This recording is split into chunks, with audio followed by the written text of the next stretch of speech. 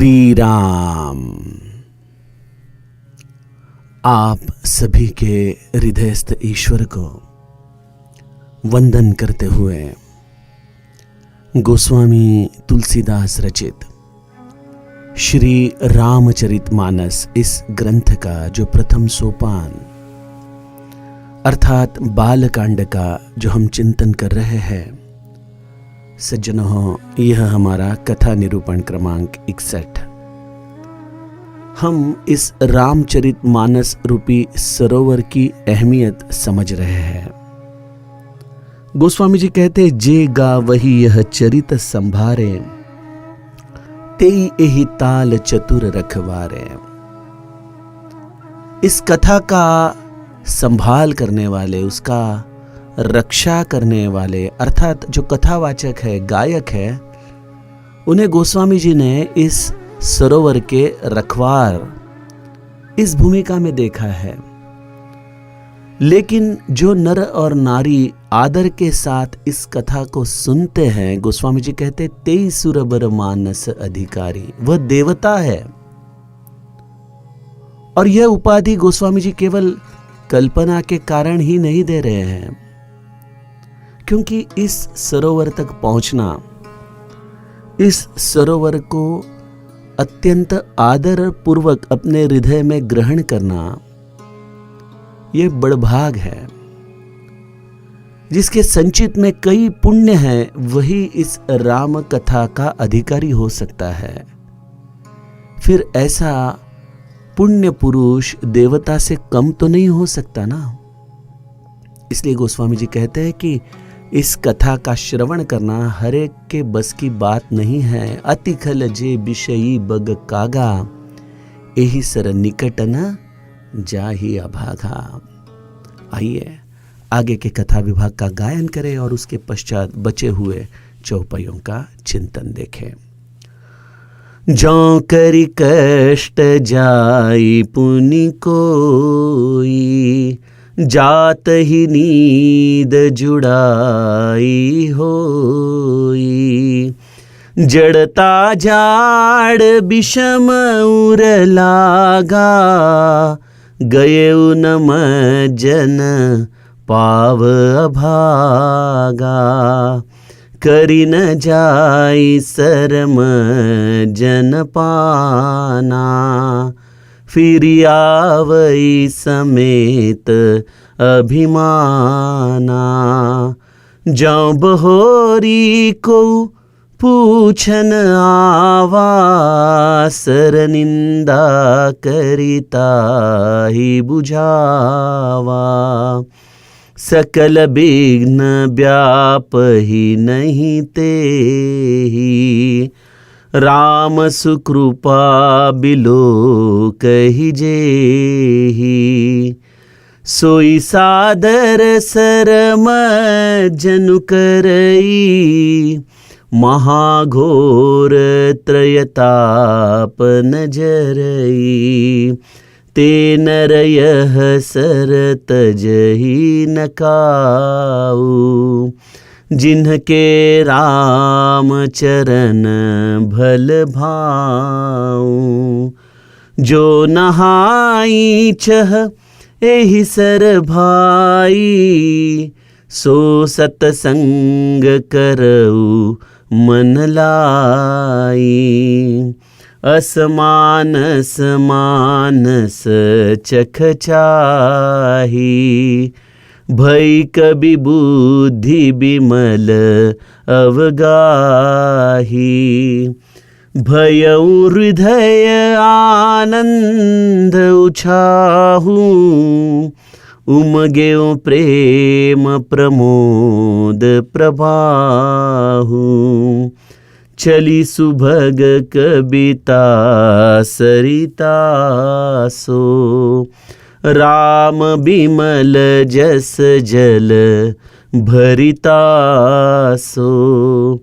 सरजु नाम सुमंगल मूला, लोक वेद मत मंजुल कूला। नदी पुनीत सुमान सनंदिनी कलिमल तृण तरुमूल निकंदिनी श्रोता त्रिविध समाजपुर ग्राम नगर दुहकूल संत सभा अनुपम अवध सकल सुमंगल मूल सियावर रामचंद्र प्रिय हो।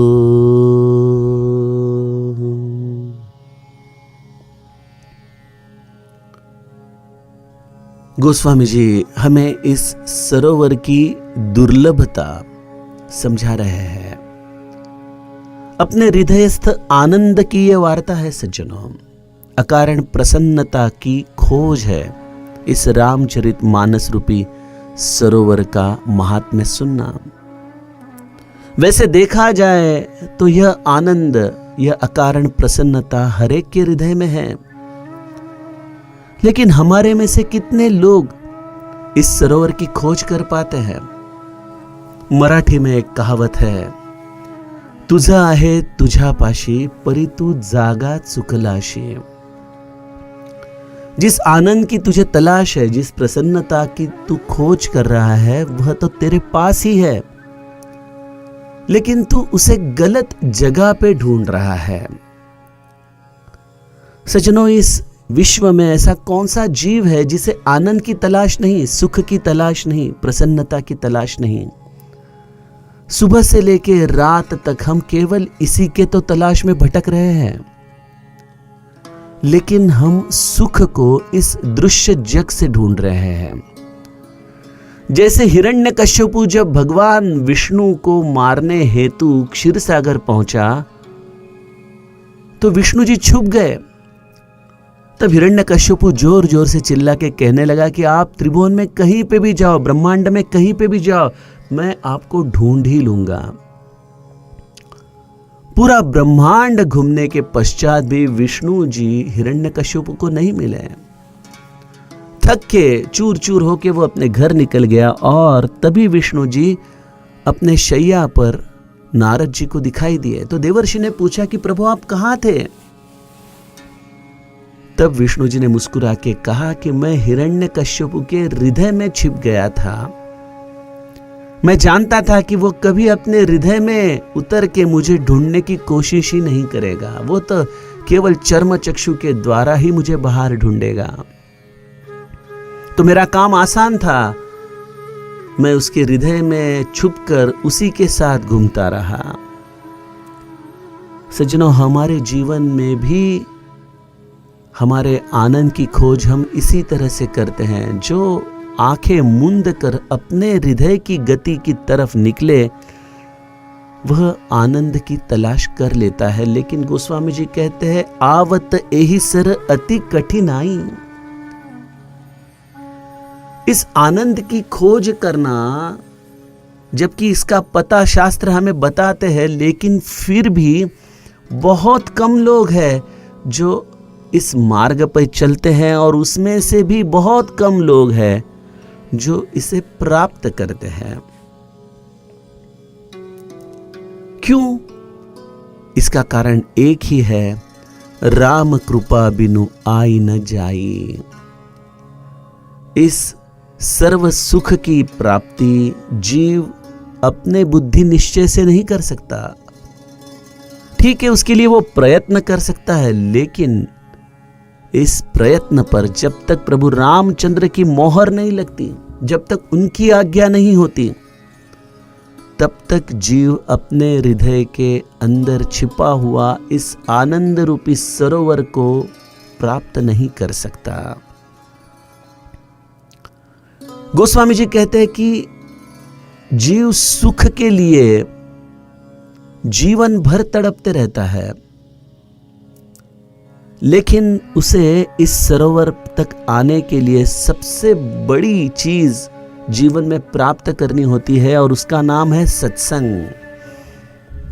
बिनु सत्संग विवेक न होई।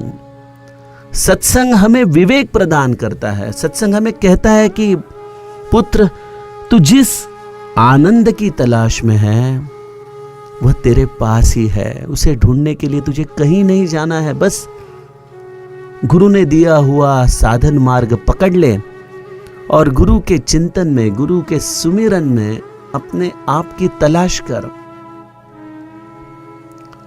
लेकिन गोस्वामी जी कहते हैं कि इस ब्रह्मांड में सत्संग की प्राप्ति ही बहुत दुर्मिल है। गोस्वामी जी इसे हमें इसके अंदर के छुपे हुए राम कृपा को कहते हुए चौपाई लिखते हैं कि राम कृपा बिनु सुलभ न सोई। सत्संग हमारे जीवन में हमें प्राप्त होना, यह प्रभु रामचंद्र की कृपा है।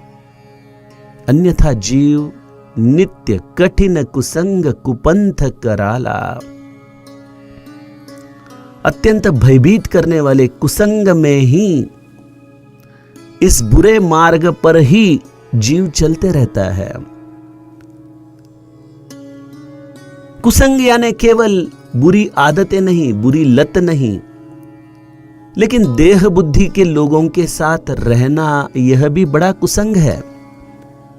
देखिए, हम परमार्थ के मार्ग पर चलने वाले लोगों को एक नित्य अनुभव आता है कि हमारे साथ जो बचे हुए घर के या समाज के लोग हैं वो हमें कहते हैं कि ये क्या नया फैड आपने लिया है, कौन से गुरु के पास जाते हो, अरे अपना कारोबार पे ध्यान दो, घर गृहस्थी पे ध्यान दो। और फिर संतों के वचन ही हमें बताते हैं, कहते हैं कि आदि प्रपंच करावा नेटका मग परमार्थी विवेका। पहले अपनी गृहस्थी ठीक कर ले भैया, ऐसे ही संत कहते हैं। तू गलत धारणा में जा रहा है। क्या जरूरत है गुरु के घर में जाके सेवा करने की, क्या जरूरत है 9-9 दिन कथा जाके सुनने की। और हमारे में से कई लोगों के इरादे ऐसे लोगों के कहने से टूट जाते हैं, क्योंकि ये देह बुद्धि के लोगों में रहते हुए हमें आत्म बुद्धि की तरफ चलना, यह अपने आप में एक बहुत बड़ी तपस्या है सज्जनों। समाज हमें इतने आसानी से छोड़ता नहीं। तो कुसंगति केवल आदतों की नहीं है, कुसंगति वृत्ति की भी है। गोस्वामी जी कहते, तिनके बचन बाग हरि ब्याला। ऐसे देह बुद्धि के कुसंग के साथ जो लोग हमें इस परमार्थ मार्ग से भटकाते हैं, उनके वचन गोस्वामी जी कहते बाघ, सिंह और सर्प की तरह होते हैं। देखिए, बाघ और सिंह, इनका काम है पहले तो डर निर्माण करना। जब उनकी डरकार हमें सुनाई देती है तो हम बिल्कुल वहीं के वहीं सहम जाते हैं। उसी तरह से घर में भी हमारे पास कई ज्येष्ठ लोग होते हैं, हमारे माँ बाप है या फिर हमारी पत्नी है, जो हमें गृहस्थी के तरफ हमेशा खींची रखना चाहती है। मैं कल ही किसी के साथ वार्तालाप कर रहा था और तब गुरु कृपा इस विषय पर हमारी बात चल रही थी। तो गुरु कृपा के जो अनेक आयाम है, मैं उसे कह रहा था कि उसमें एक आयाम है कि परमार्थ के लिए अनुकूल पत्नी प्राप्त होना और वह स्वयं भी साधक होना, यह गुरु कृपा का एक आयाम है, बहुत जरूरी है जीवन में। मैं देखता हूं कई माता भगिनी जब कथा में आती है तो अपने मन का दुख मुझे कहती है कि मुझे हर कथा में आने की इच्छा होती है दादा, लेकिन क्या करूं, घर से बिल्कुल सपोर्ट नहीं है, कोई अनुकूलता ही नहीं है। चलो आप स्वयं ना आओ, लेकिन जो जा रहा है उसके प्रति तो सद्भाव रखो। लेकिन नहीं, कुछ बुरे वचन सहते हुए ही कई बार ऐसे सत्संग में आना होता है। तो कई बार जिसके घर में अधिकार व्यक्ति है तो उसका पति बाध्यता बन जाता है, सास ससुर बाध्यता बन जाती है, या फिर कोई घर के ज्येष्ठ बाध्यता बन जाते हैं, जिनके अधिकार के कारण हम वहीं के वहीं सहम जाते हैं। और अगर हम ना सुने तो उसके परिणाम भी बड़े क्रूर हो सकते हैं। और अगर कोई व्यक्ति अधिकारी नहीं है, लेकिन कुछ ऐसे मर्म भेदक वचन वो कह जाता है जिसका दंश सर्प की तरह होता है, तो वह वचन शायद हमारे पुत्र पौत्री हमें कहे, हमारा भाई हमें कहे, हमारा कोई मित्र आके हमें कहे, और ऐसे वचन से हम इस तरह से व्यथित हो जाते हैं कि शायद बाघ और सिंह के वचन हमें उस वक्त सुसह्य लगे, लेकिन किसी ने अत्यंत मर्म भेदी की हुई इस टिप्पणी के साथ हम इस पंथ पर चलने के लिए अपनी समस्त चेतना खो बैठते हैं। इसलिए गोस्वामी जी कहते हैं, गृह कारज नाना जंजाला ते अति दुर्गम शैल विशाला। घर गृहस्थी, घर में पड़े हुए कर्तव्य कर्म, यह एक प्रकार का जंजाल है जो अत्यंत दुर्गम पर्वत राशि की तरह है। देखिए, कई लोग जो ट्रेकिंग करते हैं, पर्वत राशियों में घूमने के लिए जाते हैं, उन्हें इसका अनुभव है। हिमालय में भी जो लोग घूमते हैं, कोई अत्यंत दुर्गम पहाड़ी हम चढ़ के जाते हैं बड़े कष्ट के साथ, और अब लगता है कि अभी यह पर्याप्त है, अब खत्म हो गया, अब हमारा जो स्थान हम प्राप्त करना चाहते थे वो आ गया। लेकिन जैसे उस पहाड़ी को हम पार करते हैं, तभी हमें दिखाई पड़ती है कि उससे भी और एक दुर्गम पहाड़ी अपने सामने राह रोक कर खड़ी है, और उसे भी हमें पार करना है। और इसका अंत नहीं होता, एक पहाड़ी के पश्चात दूसरी, दूसरी पहाड़ी के पश्चात तीसरी। यह निरंतर जिस तरह से हिमालय में घूमने वाले लोगों को अनुभव में आता है, संसार भी उसी तरह से है। संसार को पूर्ण विराम नहीं है, हमेशा स्वल्प विराम ही है। ऐसी कौन सी स्थिति है संसार की कि उस वक्त हम कह सकते हैं कि मेरा संसार अब पूरा हो चुका है।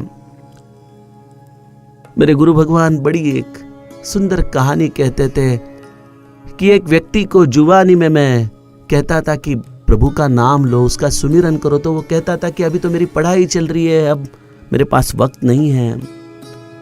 तो मैंने कहा ठीक है, बोले जब मेरी शादी हो जाए, विवाह हो जाए, तो फिर मैं गृहस्थी में आने के बाद इसके बारे में सोचूं। तो कुछ साल के बाद गुरु ने उसे फिर से पूछा, अब शादी हो गई, अब तो खुश हो? हाँ, बोले अभी तो शादी हुई है, पत्नी को वक्त देना पड़ता है, और अभी तो मेरे घर में बच्चा आना है, तभी जाके गृहस्थी पूरी होगी, फिर देखते हैं भगवत नाम का।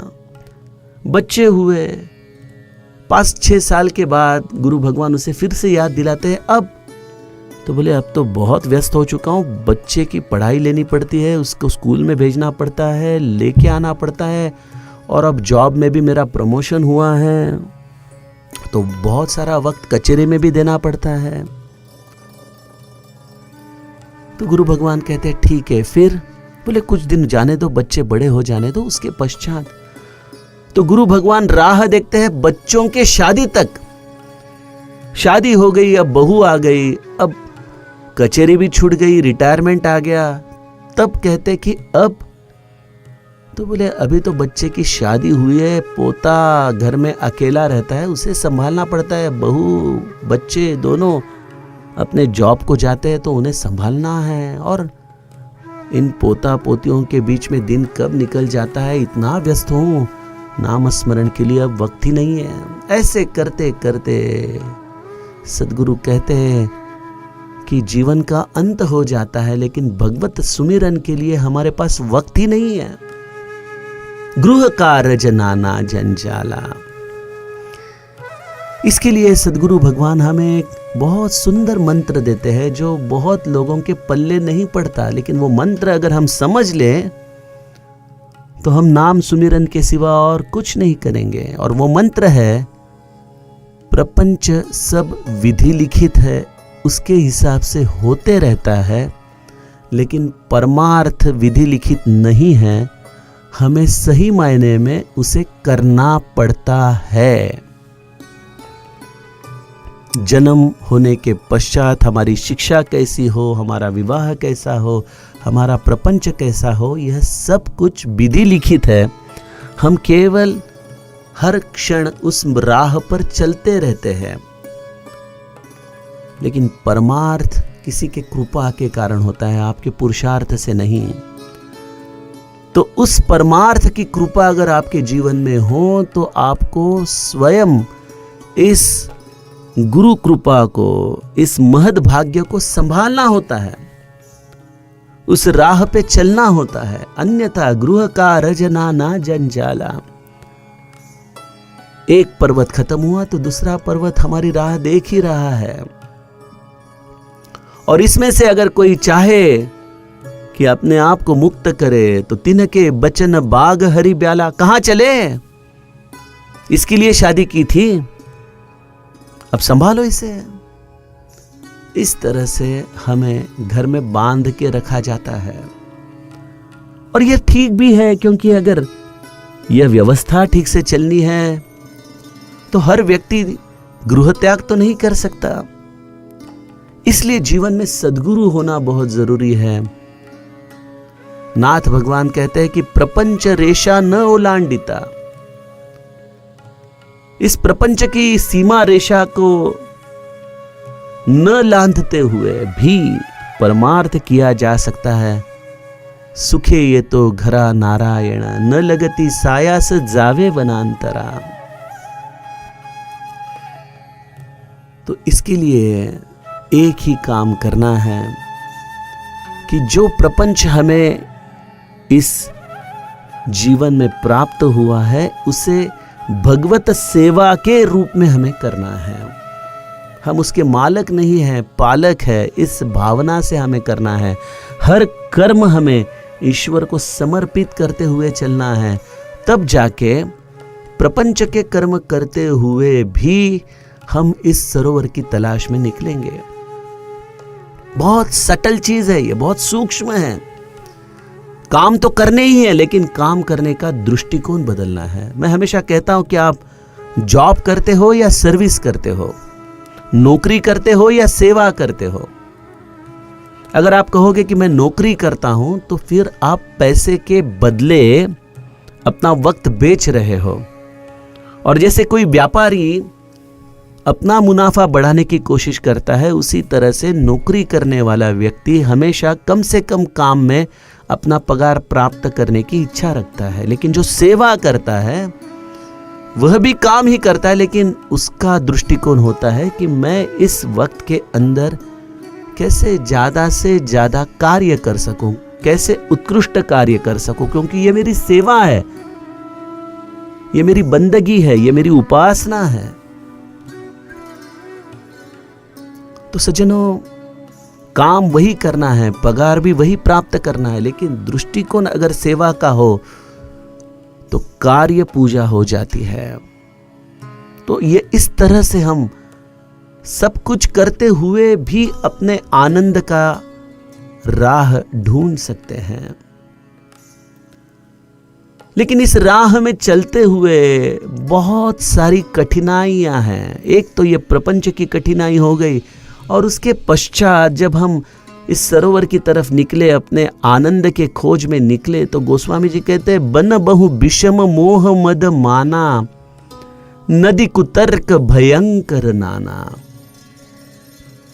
इस आनंद की तलाश में हम निकले तो रास्ता भी इतना सीधा साधा नहीं है। इसमें कई निबिड़ अरण्य है, घनदाट है वो। उन अरण्य का नाम है मोह, मद और मान। और प्रापंचिक व्यक्ति इस प्रपंच को सेवा भाव से नहीं कर सकता, क्योंकि प्रपंच में वह मोह रूपी वन में खो जाता है। इस अरण्य में वह अपने आप को इस तरह से उलझा जाता है कि उसे सेवा भाव का ध्यान ही नहीं रहता, क्योंकि उसे मोह हो जाता है। जैसे हम हमेशा किसी ना किसी चीज के द्वारा मोहित होते हुए ही प्रपंच करते हैं। किसी को पैसे आमोहित कर लेता है, किसी को सौंदर्य, किसी को रसना, किसी को कुछ अतृप्त भावना। इसके कारण हम हमेशा इस मोह में ही अपना काल व्यतीत करते हैं और इससे हमें बाहर ही नहीं निकलना है। हम स्वयं अगर इस मोह से बाहर निकलने की चाह रखे तो भी हम निकलते नहीं, क्योंकि हमारे मन में सत्य रूप से चाह आती ही नहीं। और अगर हम गलती से भी मोह से वंचित रहते हुए अपने आप को फिर से इस आनंद रूपी राह की तरफ रखे, तो यह मोह हमें मद रूपी वन में भेज देता है, जहां पे हमारा अभिमान, जहां पे हमारा अहंकार हमेशा हमें जलाते रखता है कि ये इसे ही क्यों है, मुझे क्यों नहीं है। इस तरह से यह मद हमें अपने स्वयं की खोज करने में एक बड़ी बाध्यता बन जाती है। तो ऐसे कई अरण्य इस स्वानंद के तलाश में हमारे लिए एक बहुत बड़ी कठिनाई है। और गोस्वामी जी कहते हैं कि नदी कुतर्क भयंकर नाना, इस प्रकार के अनंत कुतर्क, ये भयंकर सरिताएं, नदी हमारे लिए रास्ता रोके खड़ी होती है। देखिए, हमारे मस्तिष्क के अंदर जो बड़ा मेंदु जिसे हम कहते हैं right brain and left brain, एक बड़ा और एक छोटा मस्तिष्क होता है। बड़े मस्तिष्क का काम है नित्य तर्क से विचार करना। हम कोई भी चीज करने जाते हैं तो हम पहले तो उसमें आने वाले समस्याओं के ऊपर ही चिंतन करते हैं, और जब तक हर समस्या का समाधान नहीं होता तब तक हम उस निर्णय तक नहीं पहुंच पाते हैं। तो हमारे विचार करने की क्षमता है ये बड़ा मस्तिष्क। गोस्वामी जी कहते हैं कि इस तरह से तर्कवाद से ही हम हमारा जीवन जीते हैं, लेकिन जो हमारा छोटा मस्तिष्क है वह तर्कवाद से काम नहीं करता, वो श्रद्धा से काम करता है। लेकिन यह छोटा मस्तिष्क का कार्य करीबन 99% से ज्यादा लोगों में कभी जीवन भर एक्टिवेट ही नहीं होता, उसे चेतना ही नहीं मिलती, क्योंकि जीवन हम तर्कों के साथ जीते हैं। और तर्क भी हमारे सकारात्मक नहीं होते, नकारात्मक होते हैं कि अगर मैं ऐसा करूं तो। मुझे परसों मेरे कॉलेज के एक फ्रेंड ने मैसेज भेजा था कि रवि, ये तू सब कथाएं करता है, क्या तुझे कभी डर नहीं लगता कि तू उसके कारण अपने संसार को खो बैठेगा, या अपने अर्थार्जन को खो बैठेगा, या इस समाज के उपेक्षा में तू गिर जाएगा? तुझे कभी इन चीजों की डर नहीं लगती? तो हमारे जीवन में जब इस परमार्थ के राह पे हम चलने की कोशिश करते हैं तो हमें नित्य कुतर्क रोके रखते हैं, बाध्यता बने रहते हैं हमारे जीवन में। ये कभी हमें श्रद्धा के साथ आगे बढ़ने की ऊर्जा ही नहीं देते हैं। इसलिए गोस्वामी जी कहते हैं, जे श्रद्धा संबल रहित नहीं संतन कर साथ। तो हमें एक ऐसी अनदेखी दुनिया में प्रवेश करना है जहां पे तर्क नहीं पहुंच सकते। आत्माराम में समर्थ कहते हैं, जेथे पांगुड़ीला तर्क, प्रभु रामचंद्र के पास जाने की जो विधि है उसमें तर्क नहीं चलते, और जहां तर्क खत्म हो जाते हैं वहीं पे श्रद्धा हमारे जीवन में उदय लेती है। श्रद्धा अंधश्रद्धा में न बदले। श्रद्धा अंधश्रद्धा में कब बदलती है? जब हम मोह रूपी वन में रहते हुए ही अपने आप को आनंद के खोज के प्रति कहीं तो सौंप देते हैं, तब श्रद्धा अंधश्रद्धा बनती है, क्योंकि उस श्रद्धा में मोह छिपा हुआ है। लेकिन जब हम मोह के बंध से निकले और अब आगे का रास्ता ढूंढना है, तो हमारे पास सबसे बड़ी चीज चाहिए श्रद्धा। तो गोस्वामी जी कहते हैं इस प्रवास में अगर कोई खर्चा है तो वह श्रद्धा का खर्चा है। तो बहुत सत्संग कीजिए, बहुत परमार्थ का गायन कीजिए, अपने आप को श्रद्धा से संपन्न कीजिए। इसके लिए नित्य संत का साथ रहना बहुत जरूरी है। तो गोस्वामी जी कहते हैं इस सरोवर को जाने के लिए 3 चीजों की जरूरत है। श्रद्धा रूपी खर्च आपके साथ चाहिए। जैसे हम कोई भी प्रवास को निकलते हैं तो किसी का संग रखते हैं, तो इसमें संत का संग होना बहुत जरूरी है। और हमें उस स्थान पे जाने का ध्येय निश्चित करना बहुत जरूरी है। तो हमारा ध्येय है प्रभु रामचंद्र का प्रेम, प्रभु रामचंद्र का स्नेह। अगर इन तीनों में से कोई भी चीज हमारे पास नहीं है तो गोस्वामी जी कहते हैं तिन कहूँ मानस अगम अति जिन ही न प्रिय रघुनाथ। इनके लिए यह मानस अत्यंत दुर्गम है जिनके पास श्रद्धा, सत्संग और भगवत प्रेम नहीं है। आइए सज्जनों, आगे के कथा विभाग का चिंतन कल के कथा प्रवाह में करें। जानकी जीवन स्मरण। जय जय राम।